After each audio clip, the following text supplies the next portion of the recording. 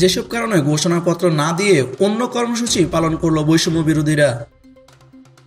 জুলাই বিপ্লবের ঘোষণাপত্র নিয়ে গত 2 দিনে নানা নাটকীয়তার পর শেষ পর্যন্ত সেই সিদ্ধান্ত থেকে সরে আসে বৈষম্য বিরোধী ছাত্র আন্দোলন।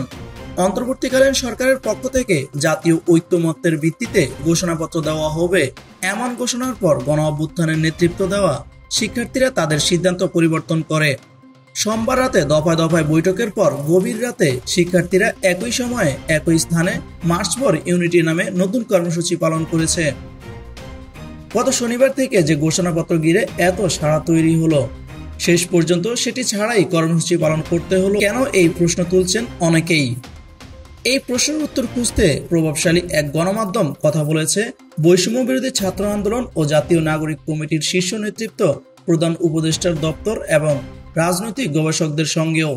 তাদের কেউ কেউ নাম প্রকাশ না করার শর্তে বলেছেন, মূলত এই ঘোষণাপত্রের মাধ্যমে সংবিধান স্থগিত করার কথা বললে সরকারের অবস্থান কিছুটা দুর্বল হতো।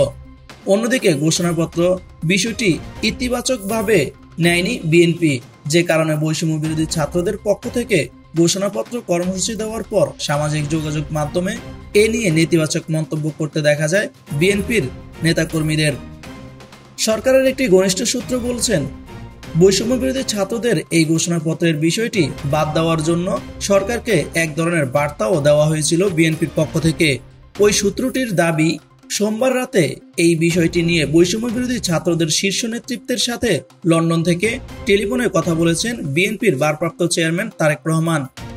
ওই রাতে প্রধান উপদেষ্টার প্রেস উইং থেকে জরুরি সংবাদ সম্মেলন করে জানানো হয়, জাতীয় ঐক্যমত্যের ভিত্তিতে জুলাই গণ অভ্যুত্থানের ঘোষণাপত্রের উদ্যোগ গ্রহণ করা হয়েছে। এরপরেই দফায় দফায় বৈঠক করে বৈষম্য বিরোধী ছাত্ররা।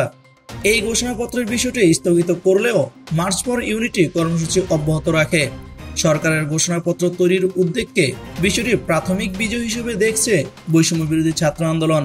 সংগঠনটির মুখ্য সংগঠক আব্দুল হান্নান মাসুদ বলেন, ঘোষণাপত্র ঘিরে আমাদের কর্মসূচি বাতিল করতে দেশি বিদেশি নানা ষড়যন্ত্র হয়েছে।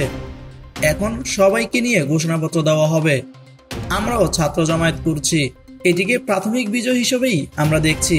দার্শনিক ও সমাজ বিশ্লেষক ফরহাদ মাজহার অবশ্য অভ্যুত্থানের ঘোষণাপত্র তৈরিতে সরকারের এখতিয়ার নিয়ে প্রশ্ন তুলেছেন।